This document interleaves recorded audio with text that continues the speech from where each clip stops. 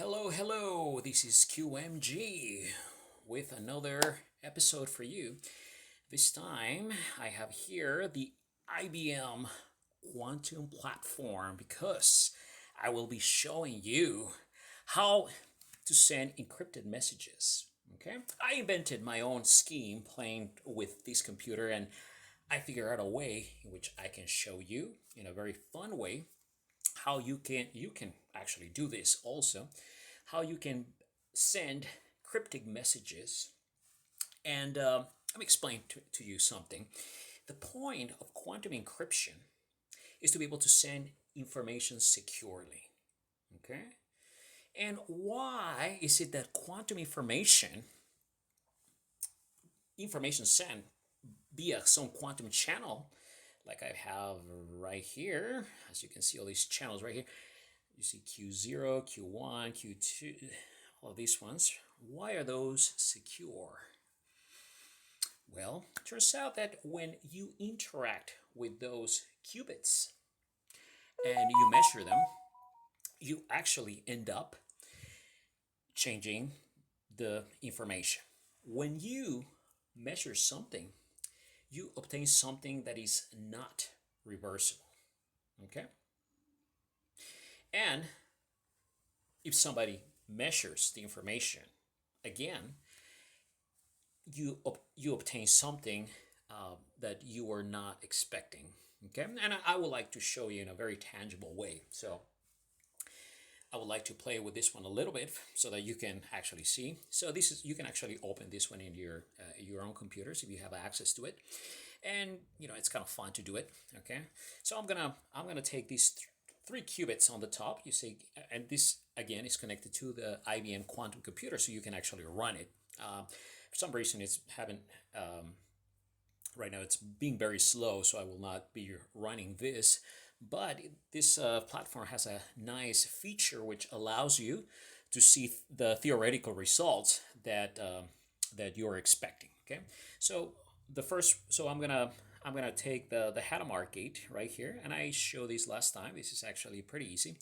That gate right there has basically what it does. It actually puts it in a superposition principle, in a superposition state, right? So so you start with 0, which you can think of 0 like a spin up like this.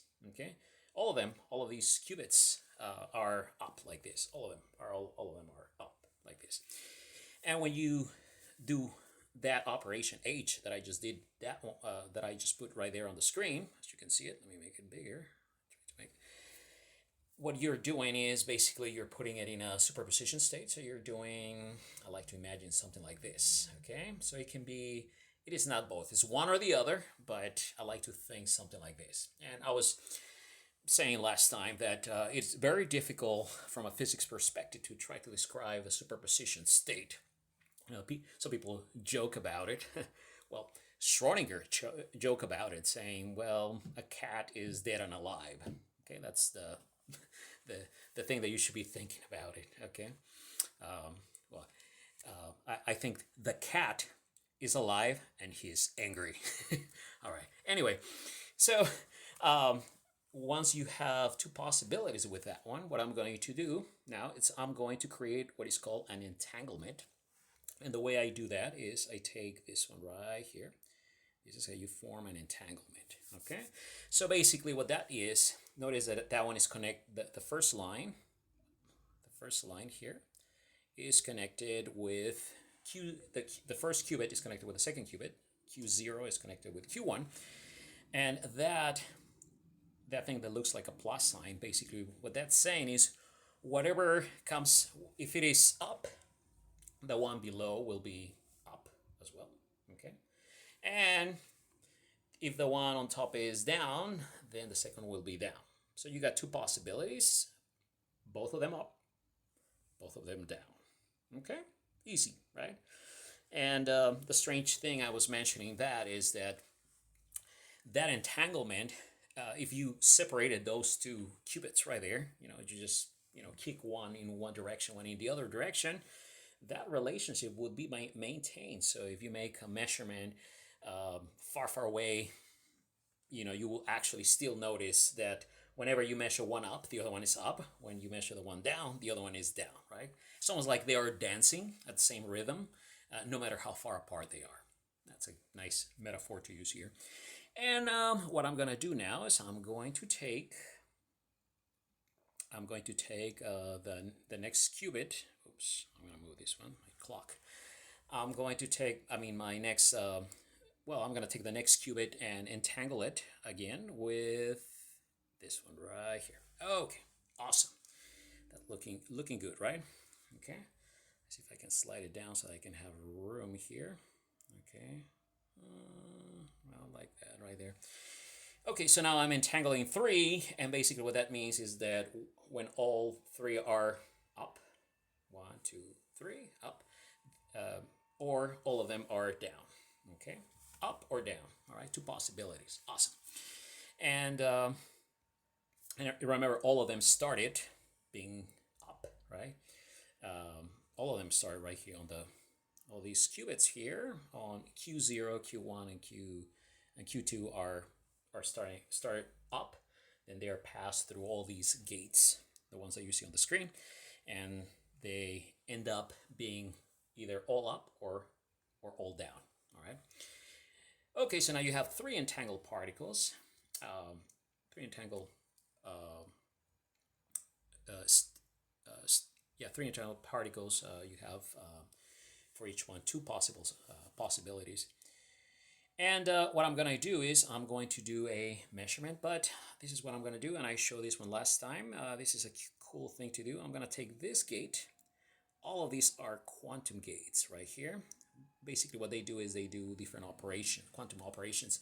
And the cool thing about those, those are reversible, okay? The one that is not reversible is measurement, and I'll show you right now, okay? But the thing is, I'm going to pass it through 3, let's see if you can take a look at that. It's RY gates, okay?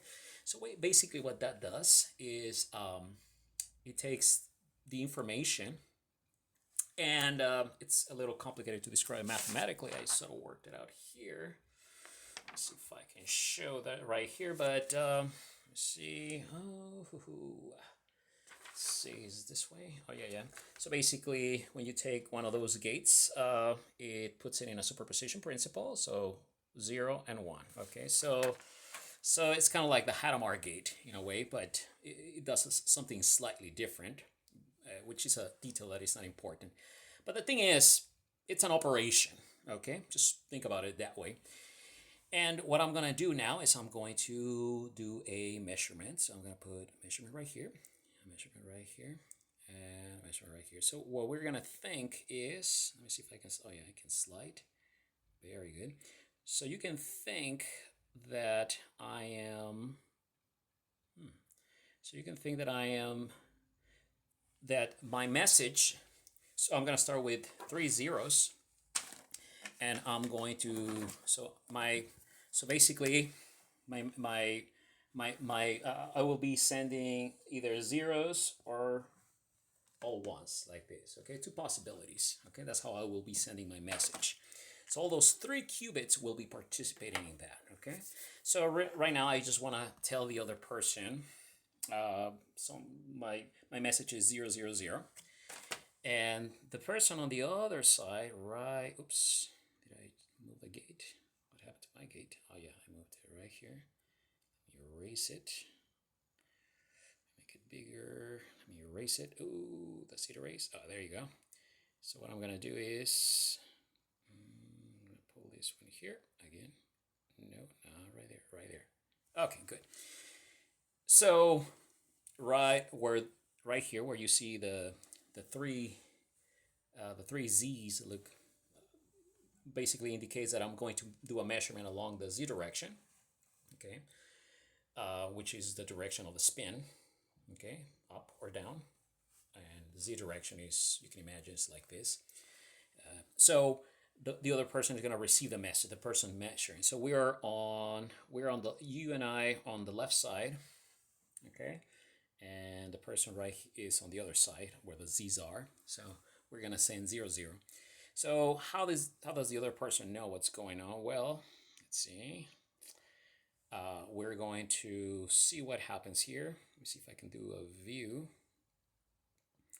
And let me see, measure probability. So let's run a simulation here. And this is not the actual results from the quantum computer, but these are the theoretical results. And notice something interesting in the results. This is what we would obtain, okay? So this is what we're looking at. So you can see four things right there, four probabilities. One is for, let me see if I can enhance that. Oh yes, I can. Right, so you can see in the first one is 0, 0, 1. The next one is 0, 1, 0, 1, 0, 0, or 1, 1, 1. Now, let's see if you can see the pattern right there. You see it? Okay, good.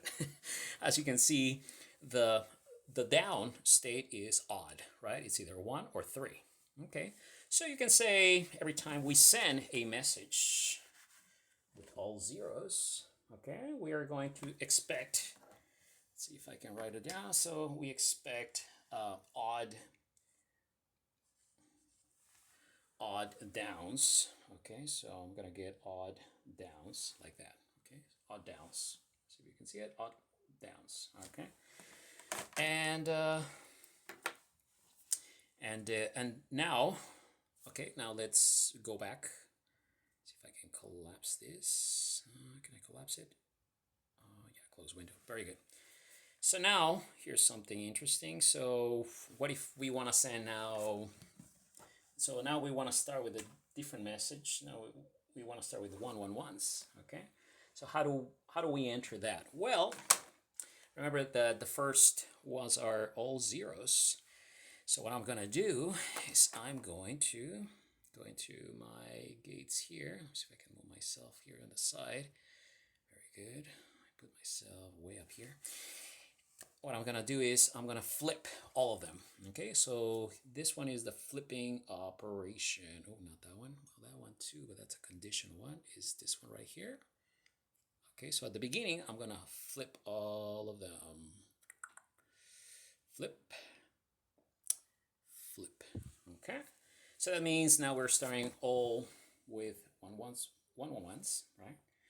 So we flip them, and we're going to, and of course, the same arrangement, three RY gates, okay? And let's do a measurement, well, theoretical measurement. Okay, so I'm going to go into the view and measure probabilities. Let's see what we get. And as you can see, we also get 4 different probabilities. And these probabilities will be obtained by throwing 100, trying it 100 times. If you try this platform and you actually run an experiment, it asks you to how many runs you want to do. So if you're going to do 1,000, well, you're going to find basically 1/4 of each of them, more or less, are going to fall into one of those categories right there. And what are the categories? Now, notice what we obtain. Do you see the pattern? Let's wait. Okay, good. You notice a pattern, right? So as you can see now, we have an even number of downs, right? So as you can see right here on the bottom, so you have 1, 1, 0, 1, 0, 1, 0, 1, 1, and I guess the one, and 0, 0, 0, we're going to count it as an even, okay? Which we wouldn't obtain in the other way, okay? So I'll put it here on my board. So even values. So as you can see, we can send a whole message to somebody in this way, right? So if we send, so even once. So you can say, so somebody can receive the information on the other side, and based on the results they obtain, they can say, well, I'm getting a 0, or I'm getting a 1, right? You can do this one you can do one shot. You can do many shots. I would say many shots is more precise because you really, you can do the statistics pretty well, just like we're doing now, right? If you throw just one shot, well, it's going to be one of those possibilities, right? It's one of those, okay? If you do 1,000, well, about 250 are going to be in each one of those categories, right? So I would say if we do it a lot of shots, it's more precise. So let me collapse that. Okay, so now here comes the security part. What if? Okay, what if somebody tries to tap into our message? Where does our message where does our message take place? Okay, let me see. Let me use my brush right here. First time I use my brush, I think. Let's see if I can use colors here. Let's use the black one right here. So, right, is it right there? Yeah, right there. Okay, right there is where we do the measurement. But what if in between that, when the message is sent, because remember this is stretched far away, right? Because it's a line of communication. What if somebody tries to do the measurements, right? So the person knows, hey, you know what? I'm gonna tap to see what's going on, right? Between these two, right? They're sending information. Let me try to get the message, right? So somebody does exactly what we're doing right now, right? Okay, and he figures the message, right? It's either 000 or 111. Okay, it can be a whole stream and a whole sequence of numbers, of sets of numbers, and the person can intercept all of that, right? So us on the other side will be doing exactly the same thing. Let's see if I can erase this one. How do I do that? Ooh, how do I do that? Okay, so us on the other side can do that. Oh yeah, here we go. So us on the other side, wait a second. Okay, us on the other side can do we're gonna do exactly that, right? So I'm going to add more gates to this. Okay, so I'm gonna put, I'm gonna do it again. I'm gonna put an R gate here. I'm gonna put another R right there, another R right there. And then I'm gonna do measurements, right? Again, right? So after we get a message, we're gonna do more measuring. There you go. Oops, I missed it. There you go. So we're doing a measurement. So what are we looking at now? Okay, what will be the results? Are we gonna get the same thing? Well, let's see. Let's see what we get when we do that. So I'm gonna go to view again. Okay, so just remember all the steps so that you can do it too. So measure. Ooh, but notice something interesting. Now we got a different pattern. Okay, so if we send, okay. So as you can see, now we have a different pattern. Now we have two possibilities only. Instead of four, now we got two. So now we have a different pattern, right? We got 0, 1, 0, 1, 0, 1. So if you remember, that's when we send, right now we just send 1, 1, 1.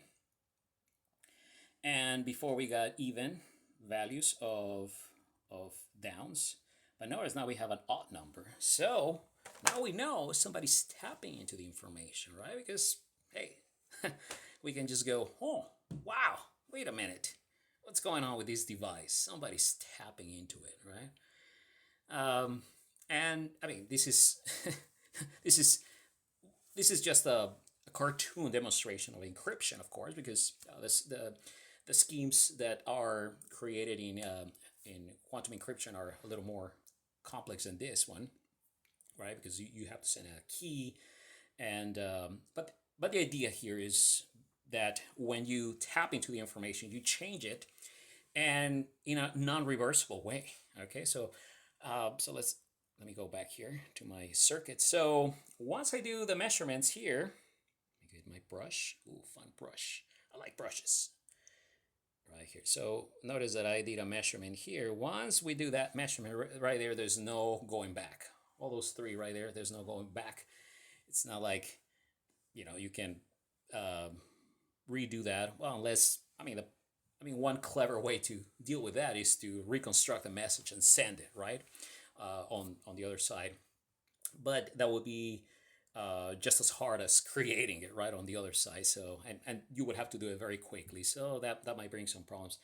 But then we measure it again, and that definitely gave us a different result, right? Because we process it in different ways, okay? Now, this is an encryption scheme that I haven't seen anywhere, right?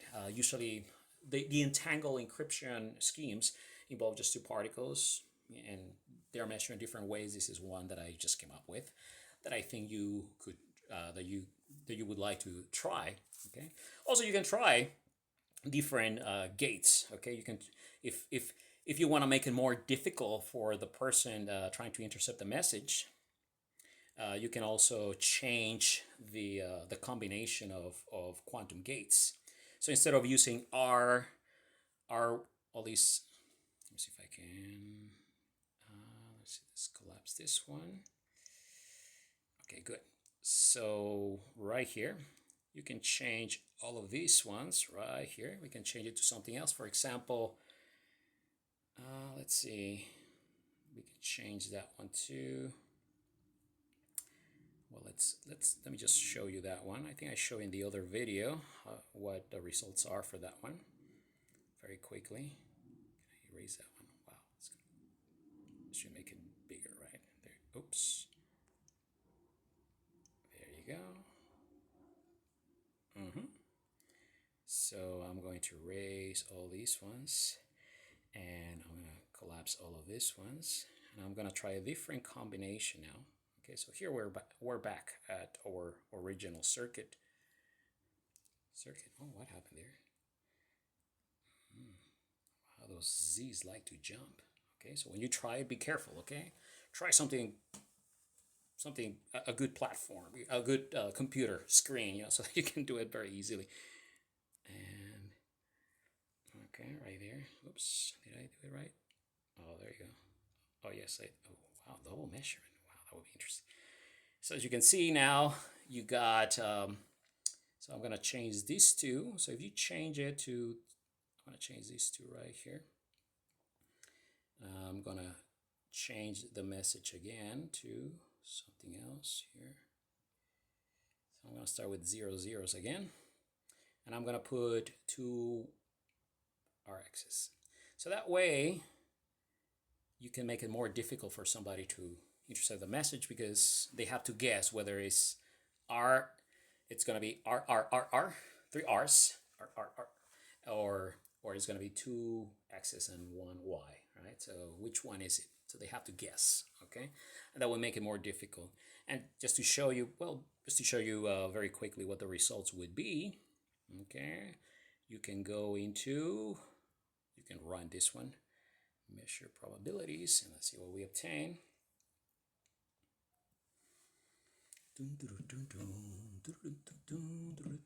So how's your day? Is it good? Are you having fun? Hopefully you're having fun. Okay, because I'm having a wonderful time just playing around with this software. Okay, I was having a hard time doing that one.